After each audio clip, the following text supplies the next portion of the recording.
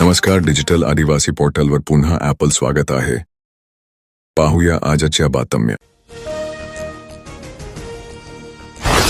धडगाव तालुक्यातील 3 समाळ घाटात झालेल्या मुसळधार पावसामुळे दरड कोसळली. जीवित किंवा वित्तहानी झालेली नाही.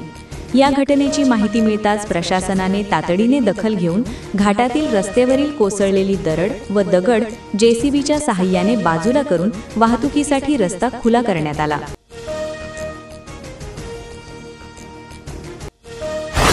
नंदुरबार जिल्ह्यातील प्रमुख नदी असलेल्या तापी नदीत पाण्याचा विसर्ग सुरू झाला आहे. हतनूर धरण परिसरात मुसळधार पाऊस होत असल्याने हतनूर धरणाचे दरवाजे उघडून तापी नदीत पाणी सोडण्यात आले आहे. त्यामुळे या तापी नदीवरील शहादा तालुक्यातील सारंगखेडा व प्रकाशा येथे बॅरेज असून पाण्याचा विसर्ग सुरू असल्याने सदर बॅरेजचे काही दरवाजे उघडण्यात आले. प्रकाशा बॅरेजची धोक्याची पाणी पातळी 122 मीटर असून 120.50 मीटर इशारा पाणी पातळीची मर्यादा आहे. तसेच सारंगखेडा बॅरेजची धोक्याची पातळी 135 मीटर असून 132.5 मीटर इशारा पातळी मर्यादा आहे. सध्या तापी नदी पात्रात पाण्याचा विसर्ग होत असला तरी प्रकाशा बॅरेजमध्ये सद्यस्थितीत 107.90 मीटर व सारंगखेडा बॅरेजमध्ये 117.30 मीटर पर्यंतच पाण्याने पातळी गाठली आहे. त्यामुळे सद्यस्थितीत दोन्ही बॅरेजची पाणी पातळी इशारा पाणी पातळीपेक्षा कमी असल्याचा अहवाल प्रकाशा पाटबंधारे उपविभागाचे पूर नियंत्रण समन्वयक अधिकारी तथा उपविभागीय अधिकारी राप वाघ यांनी जिल्हाधिकारी यांना सादर केला आहे. मुंबई वेधशाळेने राज्यासाठी पुढील 5 दिवसांचा हवामान अंदाज जाहीर केला असून विविध भागात मेघगर्जना, विजांचा कडकडाट आणि काही ठिकाणी उष्णतेच्या लाटेचा इशारा देण्यात आला आहे. पालघर, नाशिक घाट आणि पुणे घाट परिसरासाठी रेड अलर्ट देण्यात आला आहे. मुंबई शहर, मुंबई उपनगर, सिंधुदुर्ग, रत्नागिरी, रायगड, कोल्हापूर घाट, अहिल्यानगर, धुळे, जळगाव, वाशिम आणि वर्धा, नागपूर येथे येलो अलर्ट देण्यात आला आहे. तर ठाणे, रायगड, नाशिक, नंदुरबार, बुलढाणा, अकोला, सातारा घाट आणि अमरावती येथे ऑरेंज अलर्ट जारी करण्यात आला आहे. ब्रेक निकामी झालेल्या कंटेनरने समोरील वाहनाला जोरात धडक दिल्याची घटना कोंडाईबारी घाटात घडली. या प्रकरणी कंटेनरचे कॅबिन चक्काचूर झाल्याने चालक कॅबिनमध्ये अडकल्याने गंभीर जखमी झाला. शहादा तालुक्यातील गोमाई नदीचा पुलावरून अवजड वाहतुकीस बंदी असताना गोमाई नदी पुलावरून पिकअप वाहन घेऊन जाणाऱ्या चालकावर कारवाई करण्यात आली आहे. या प्रकरणी शहादा पोलीस ठाण्यात गुन्हा दाखल करण्यात आला.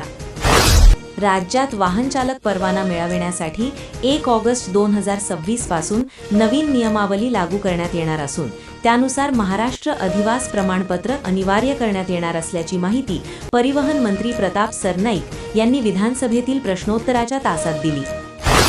नंदुरबार जिल्हा पोलीस दलाच्या आस्थापनेवरील विविध कार्यालयांमध्ये जमा झालेल्या जुन्या व जीर्ण साहित्याचा आज होणारा जाहीर लिलाव तांत्रिक कारणास्तव रद्द करण्यात आला आहे, अशी माहिती पोलीस अधीक्षक अश्विनी सानप यांनी कळविली आहे. तालुक्यातील भांगडा व सोनपाडा परिसरात वनमहोत्सवानिमित्त वृक्षारोपण करण्यात आले. यावेळी 1 झाड लावून संगोपन करण्याचा संकल्प करण्यात आला. इको बटालियन व जिल्हा परिषद प्राथमिक शाळा यांच्या विद्यमाने भांगडा येथे वनमहोत्सवानिमित्त वृक्षारोपण कार्यक्रम घेण्यात आला. नंदुरबार तालुक्यातील कोळदा येथे जिल्हा युवाध्यक्ष गोपाल वामनराव मोरे यांच्या निवासस्थानी बैठक घेण्यात आली. यावेळी संत गाडगेबाबा यांच्या प्रतिमेचे पूजन करण्यात आले. जिल्हाध्यक्ष रमेश तुकाराव मोरे यांच्या अध्यक्षतेखाली बैठक घेण्यात आली. यावेळी यंदाही जिल्ह्यातील समाजाच्या गुणवंत विद्यार्थ्यांचा गुणगौरव, समाजभूषण पुरस्कार व विविध क्षेत्रात यश मिळविलेल्या समाज बांधवाचा गौरव कार्यक्रम घेण्याचे ठरविण्यात आले. जिल्ह्यातील गुणवंत विद्यार्थ्यांनी गुणपत्रकाची झेरॉक्स 15 ऑगस्ट पर्यंत जमा. नंदुरबार शहरातील अंबिका कॉलनीत आयोजित उपक्रमाचे उद्घाटन नगरसेवक पंकज नामदेव चौधरी यांच्या हस्ते करण्यात आले. या उपक्रमात एकूण 15 दर्जू लाभार्थी मुलांनी लाभ घेतला. मुलांना खाऊचे वाटप करून त्यांच्या चेहऱ्यावर आनंद फुलविण्यात आला. सच्चिदानंद परमार्थ ट्रस्ट तर्फे समाजातील गरजू घटकांसाठी आरोग्य तपासणी शिबिरे, अन्नदान, खाऊ वाटप, साडी वाटप तसेच विविध सामाजिक व सेवाभावी उपक्रम विनामूल्य राबविले जातात. ट्रस्टचे हे कार्य समाजासाठी प्रेरणादायी असून अशा उपक्रमांमुळे अनेक गरजू नागरिकांना मोठा आधार मिळत आहे. स्वामी विवेकानंदा हायस्कूल नंदुरबार येथे विद्यार्थ्यांसाठी गणवेश वाटप कार्यक्रम उत्साहपूर्ण वातावरणात संपन्न झाला. कार्यक्रमाच्या अध्यक्षस्थानी संस्थेचे अध्यक्ष आदरणीय श्री गुलाब रामदास महाजन हे उपस्थित होते. नंदुरबार येथील डॉक्टर विक्रांत बाबा मोरे मित्र परिवार यांच्यातर्फे नगरसेवक ॲडव्होकेट राव दिलीपराव मोरे यांच्या हस्ते श्री अरिहंत गौशाळेला 51,000 रुपयांची आर्थिक मदत करण्यात आली आहे.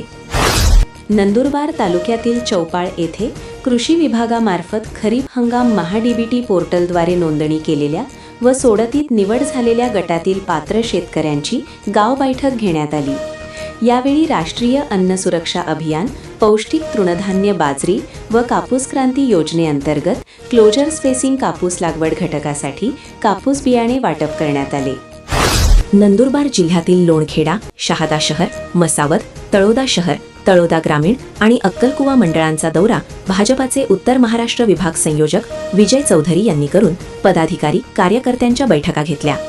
विशेष सखोल पुनरीक्षण SIR अभियानाची प्रभावी अंमलबजावणी करून मतदार यादी अधिक अचूक व पारदर्शक करण्यासाठी सर्व कार्यकर्त्यांनी सक्रिय सहभाग घ्यावा, असे आवाहन भाजपाचे उत्तर महाराष्ट्र विभाग संयोजक विजय चौधरी यांनी केले.